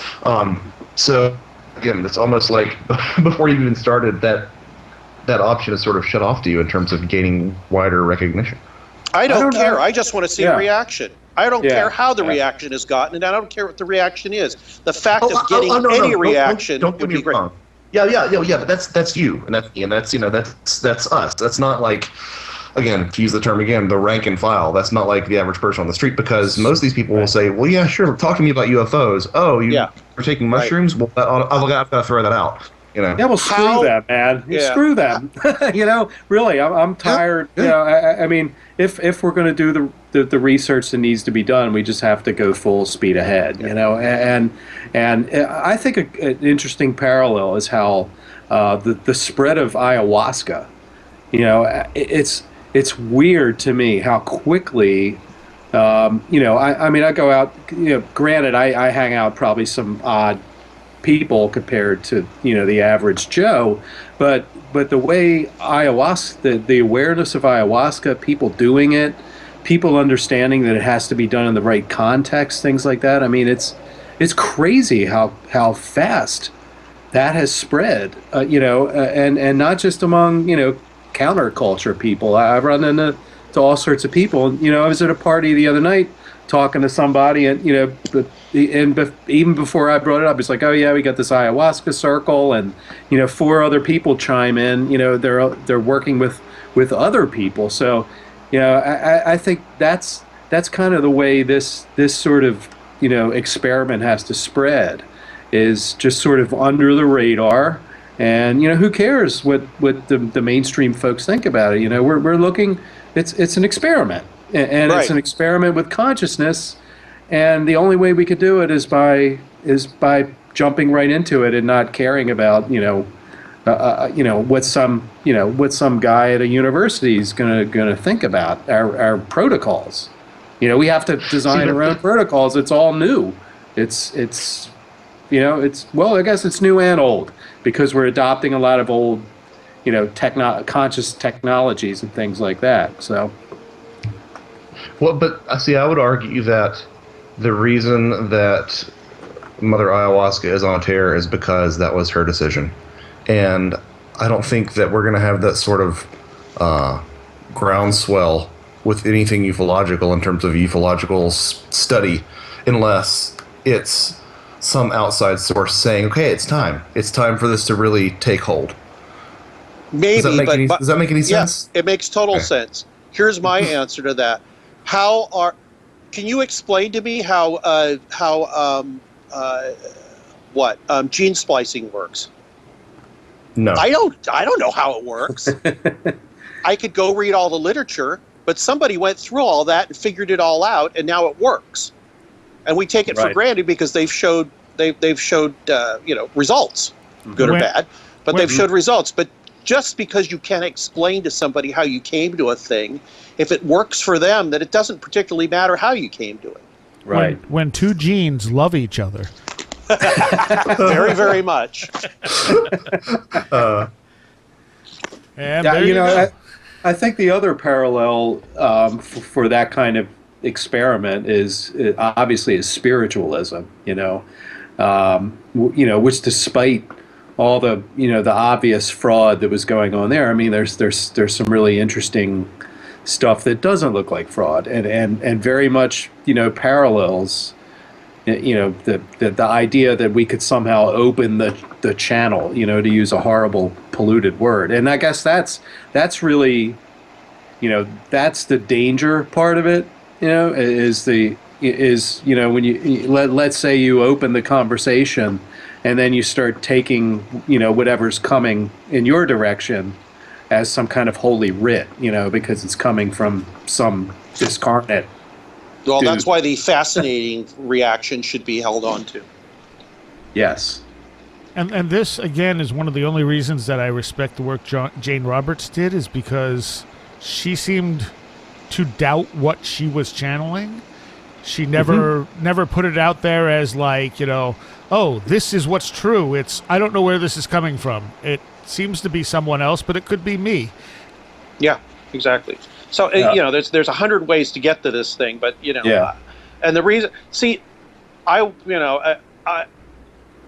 want to do these kind of things. I'm sure there's other people doing them. And the thing is, like, well, then why you get, why, should you be keeping this secret? It's like, no, because you know why? That people really want to do it will do it. And the vast majority of people will not. Right. So that's fine. And I want to talk to the people that did it because I want to communicate with them and see what compares with anything I might be doing, if I ever do. Not that I'm doing any of this stuff right now, because I'm not. Yeah. But, it doesn't mean I'm not going to go in the future, and it doesn't mean I don't want other people to go and do their thing and tell me what's going on. You know, I'd really like to see another piece of this, even if it makes it's totally bonkers and makes no sense at all. In fact, if it's bonkers and makes no sense at all, it'll probably excite me. True. Because then you have a lot to work with and a lot of questions to ask. Yeah, I know. If you don't go nuts, think of the wonderful questions you're going to come up with. Yeah. And really, go ahead. It's all right. And if you do go nuts, think of the wonderful questions you're going to come up with. Yeah, exactly. It's interesting. It seems like ufology kind of, all this stuff's been gestating for a long time. But it feels like to me we're starting to look at a lot of interrelated problems with more of just like an animistic view of reality, so that we're, if that for a we're long involved time in it, and not studying it and saying this is what this is. It's this is how we interact with it. Right, exactly, and that's the key is our interface with it. Not this standoff trying to understand it, because it's you can't understand something that's primarily based in your consciousness by you can't understand the phenomenology of an ayahuasca trip by just watching someone, taking their blood pressure and stuff like that. I mean, so it only makes sense that people are understanding now that the only way to understand it is to engage. And I think that's been kind of the missing piece for a long time. Yeah, everybody should engage. You're right. Yeah. And the other thing is, I'm not putting down gathering data. I would like to see data gathered in a different way. This has been a whine on my show for a long time, and I think a lot of people gather data in a different way. Find a way to collate this data that makes sense and works across different cultures and different times and all that. Somebody has to figure out how to do this, and then try and get all the databases into one mammoth database, and then try and start massaging that data in different ways. Because I think patterns will emerge from that people haven't seen before, and that may point to some sort of piece of the puzzle. That's kind of what Jeffrey Kripal always talks about. He's like sure, go gather the physical, the burn marks on the ground and whatever else you can find, but also as a scholar of religion. Let's look at it through the lens of religion. Let's collate that kind of data, through that framework, and see how all those pieces fit out. Which and then through an anthropologist lens, and do this obviously interdisciplinary data mining thing, and see what comes out of that. And I agree. That's when you're going to start to see the interesting patterns that we might not have caught before. Yeah. Categorization, I think, is a disease, and you can't just say it's this. Like Michael Persinger, incredibly great work with the God helmet and all that, but he thinks that's the answer to everything. Yeah. Right. As far as I know, and as far as I remember. But the thing is, it's only part of it, and you have to realize that all these things are all the stuff we've been talking about are pieces of it. They're not the thing. Yeah. Right. They're all parts of some sort of understanding. That's the other thing when people tell me you're looking for an answer. Like, I'm not looking for an answer anymore. I'm looking for understanding. I'm going to reframe my search for whatever it is as understanding, not what is this? Where does it come from? Or even just better questions. Yeah, exactly. Or non-specific questions, I suppose, or at least specific questions that are non-dogmatic, or specific questions that are not looked as an answer if an answer comes. Because you've encoded most of the time you've encoded your answer in your question, which is, I'm trying to get away from that for myself. Now, I think Persinger, though, admitted that his helmet did not explain some of the things it was creating in some cases, like when people felt there were things in the room and stuff. I don't think he ever, or at least he stopped saying that it was the explanation for like alien encounters and stuff like that. Okay. Yeah, well, people that heard his stuff that were fundamentalist skeptics would probably say. Yes. Sure. Oh, there we Yeah. go. And the Yeah. person is just like, I didn't say that at all. Well, that explains it. Well, that's like the ketamine stuff. When they noted that ketamine can sometimes replicate near-death experiences, suddenly you had the debunkers out there going, "We've explained near-death experiences," and it's like the people doing the studies were going, "That is not what we said at all, because the body doesn't produce ketamine." You know, Right. Yeah, it's always that's always, of course, the bane of of true understanding of this stuff, as hey,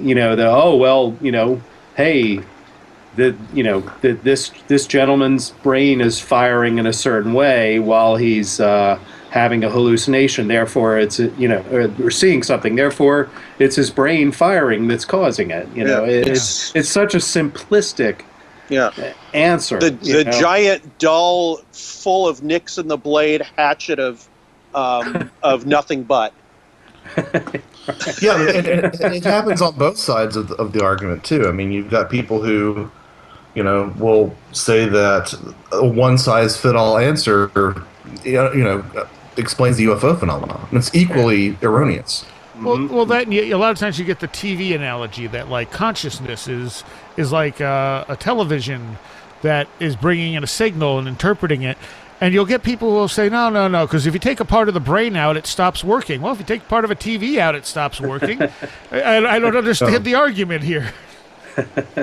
Actually, if you take part of the brain out, so it reforms itself in a lot of cases and starts working again. Right. It'll Right. try and readapt, definitely. Yeah. Or you have you got an internet in your brain. Right. Or you've got the anomalies like, the people with, like 2% of their brain matter, is left in their skulls and they're functioning fine. And in some cases, those people have been like geniuses. Yeah, Right. I didn't know about that. I mean, wow. Yeah, there have been people with decreased, I don't know about 2%, but severely It's been very decreased brain small, size that were either normal or actually pretty smart, which is the whole argument of is consciousness located in the brain? Right. Yeah. I don't know. Yeah, I mean, maybe. I'm not sure. Yeah. Well, and are perhaps parts of the brain more integral to producing what we understand as consciousness than others? Like, again, using the TV analogy, like if your ability to change the tint on your TV is disabled, it's not going to really affect the experience. So maybe the people who have only a certain part of their brain functioning, they have all the right pieces that allow you to get picture and sound, which is all you really care about with TV anyway. When the other night we were talking about head transplants, and the idea, sometimes when people have organ transplants, they pick up some of the traits of the person who donated the organ. Right. Or, they'll suddenly find themselves having these interests they didn't have before. When they find out who donated the organ, they find out, that person was really into that. And then you think, okay, if they're trying to do these head transplants, and it actually works, what's going to transfer? What's that person going to be like? Is the body and the head going to be lined up together? Or, how much of who we are is in our body as a holographic sort of thing? Mm-hmm. Yeah, I had a talk with somebody on my show the other night about uploading your consciousness into a computer. Does that mean you killed someone? Yeah. Is that thing you anymore, even though it's all the data that makes you you? Is it going to do exactly what you did if you infuse it into a robot body or something? Is it going to react the same? Nobody really knows. Yeah. And nobody knows if it's even possible. I mean, that's what gets me is the the singularity, Ray Kurzweil types. We'll just upload our consciousness into machines and live forever. Like, well, how do you even know? The idea that we could create, a machine that could host our consciousness when we still haven't solved the hard problem of consciousness. I mean, it seems like a complete fool's errand. Sure, it makes great science fiction, but I don't think we're anywhere near close to being able to do anything like that. I don't know if we'll ever be able to do that. I think we could do it. I just still have the thing. Well, if the consciousness is not located in the thing that houses it, then where is it? And if you've got it in a machine, is it going to work? Yeah. Or is it just going to be, if somebody meets you as your uploaded thing, will they be totally creeped out by you? It reminds me, have you guys seen John Dies at the End? I've heard about it, but no. I did, yeah. I have, did see yeah.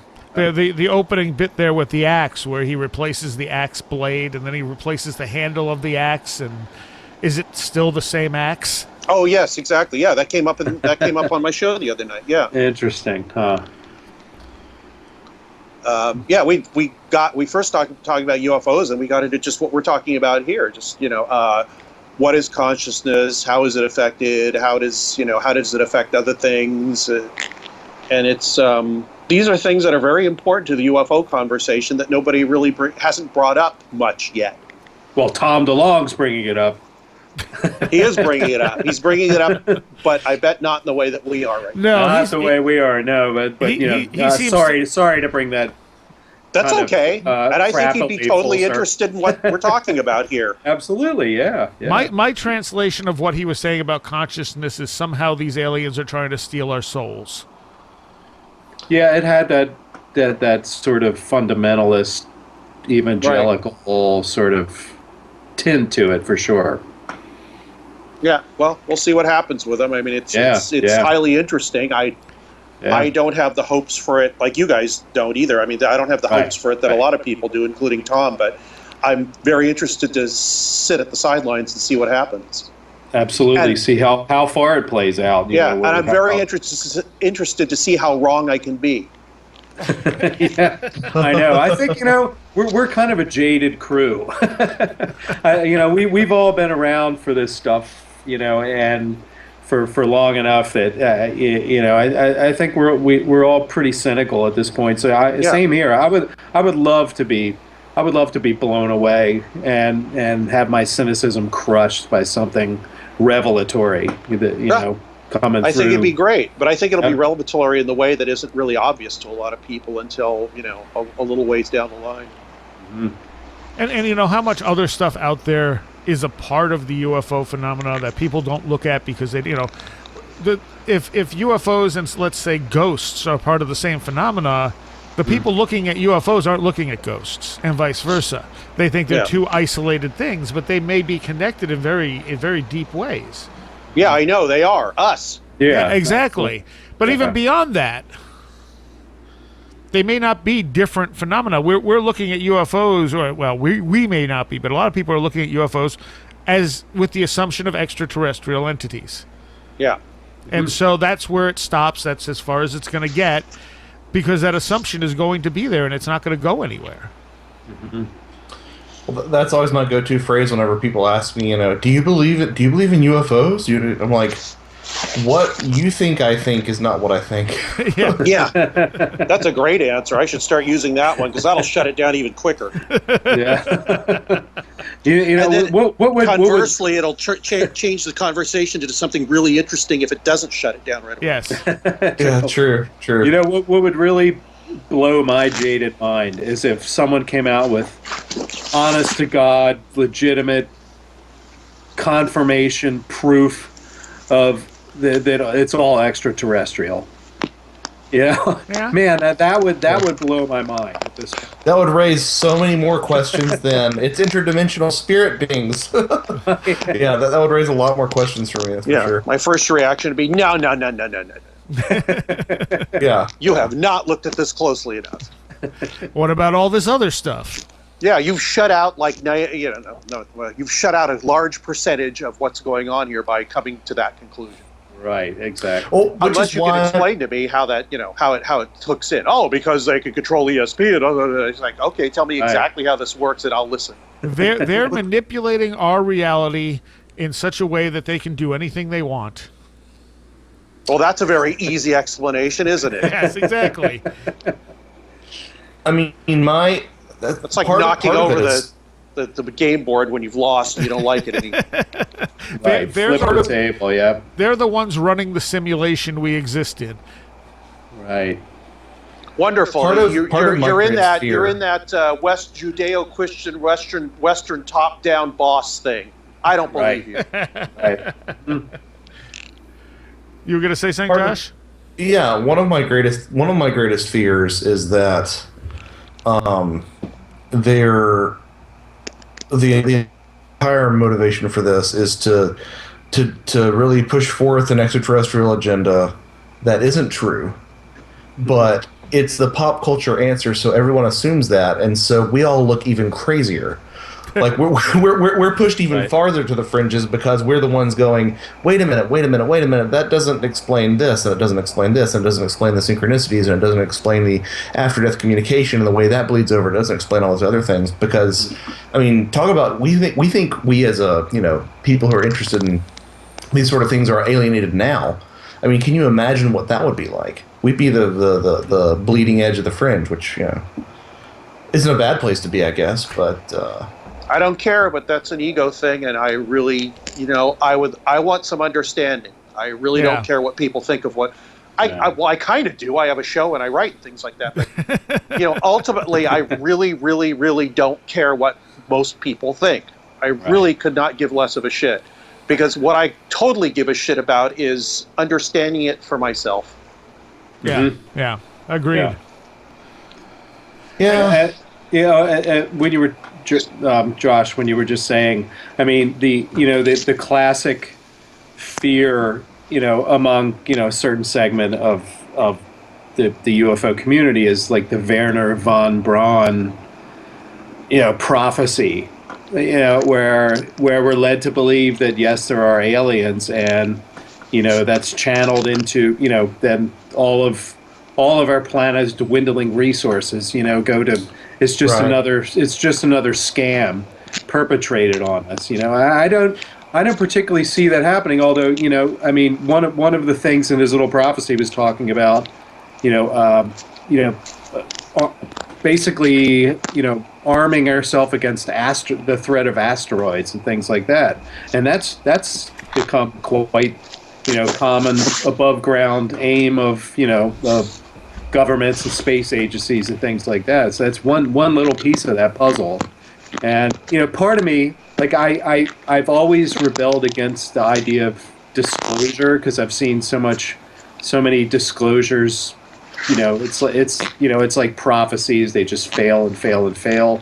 But part of me, it feels like within the past few years, and it could just be completely non-factual, but it seems like there's more talk. You see Hillary Clinton talking about she's going to get to the bottom, and yes, this has been said by every president on every talk show over the past few years. But with the Lawrence Rockefeller thing, and her walking out with Dolan's book or whoever's book she had, things like that. Mm-hmm. I mean, it feels like at least there's that whole meme is circulating more these days, and a lot of more talk of like wow signals and that the Dyson sphere that could allegedly be being built around that star. It seems like there's been an uptick in this whole general discussion of alien life, extraterrestrials, all that kind of stuff. Did any of you guys feel that too, or is that just another wave that's just going to rise and fall as it always does? My reaction is fascinating. Mm-hmm. Interesting, but I don't hold out any hope that any big revelation is going to come out of it. It's like you said just now. Maybe it's just a wave of interest that happens to be moving through the media and the population right now. Yeah. After Close Encounters came out, it was a huge. Everybody was into UFOs for 3 or 4 years. Yeah. Yep. Mm-hmm. And now we've got an internet that if you want to find out information on anything, you can find it out immediately. More information you ever wanted. So right. Yep. I would suspect that the surge in popularity is perhaps tied to how dire the situation feels down here on Earth. In so many ways. Yeah. Climate change, the election, take your pick. Mm-hmm. Mm-hmm. Yeah, Space Brothers, man. Yeah. All right. Well, anyone want to comment on the Loch Ness photo? More Is that the one than with most. the two things swimming? Yeah. The one that just came out and is peeking all over the place right now. Yeah. More interesting than most, clearer than just about anything, probably 3 seals. Yeah. Although it's my understanding that seals aren't usually seen in groups in Loch Ness, doesn't mean it didn't happen. Yeah. It's interesting. I mean, it's like you said. If any photo in recent years has been that interesting, we'll see when it's taken apart. It could be a hoax. My very first reaction to anything anymore is a hoax because it's just so damn easy to do. But we'll see. It doesn't necessarily look like a hoax, but it doesn't look like anything one way or the other, honestly. Yeah. My gut reaction was just misidentification. It happens to be this perfect shot where there are multiple things, where there are multiple seals in different stages of diving. I mean, if it was sticking up like a plesiosaur or something way over the top of the water, and it was that clear of a shot, maybe. But man, that portion on the far left looks like a seal head. Yes, it does. Now, I mean, hey, the long-necked pinniped theory is a thing that people. Was that Ivan Sanderson's baby? I think he had the idea that the Loch Ness monster could perhaps be a long-necked pinniped, long-necked seal, in other words. So I mean that would fit with this. But I think it probably is just 3 seals. Well. We'll see. My reaction is, since when has a picture proved anything to anyone that doesn't believe it in the first place or disproved it to be? Yeah, that's pictures and video. I don't think are going to convince a vast majority of anybody of anything. The only thing left that's going to convince everybody is either all major news media saying the same thing, which is not going to happen, or 2, things happen to people on an individual level. Yep. Once again, that's where it counts. That's where it wants to interact with us. Yeah. Obviously. That's usually my reaction to pictures and video and all that. It's like, that's why I didn't care about the Roswell slides. It's like, it's going to be nothing. And it was nothing, but the thing was that it turned into something which was, don't let your ego get in the way of your research. Yeah. And even if it was... Sorry, go ahead. I was just going to say it turned into a steaming pile is what it turned into. And even if it had something, it would have been nothing anyway. Yeah, exactly. That's the other thing I thought. For the very first thing I said, it's like it's not going to prove anything to anybody. It's going to the skeptical people or most people say, who knows what that is, and or the UFO wackos are at it again, and the believers will say, this is final proof. That's what happens with any kind of that quote unquote proof anymore. It's not the only thing people believe in are themselves or what most people what they are told by TV or the internet. Exactly. The authorities. Yeah. And if that's the case, then like Grant Cameron said when I had him on my show a couple of years ago, disclosure's already happened. Because most people don't believe it. All right. That's a good point. Yeah. All right. Well, I thank the 3 of you. Hey, thank you. A pleasure. Did you get stung by any bees, Greg? No, they all went to sleep. All right. And we may continue that conversation on a future episode of Radio Mysterioso. So, check out Greg's show if you haven't already. It's an excellent, excellent podcast.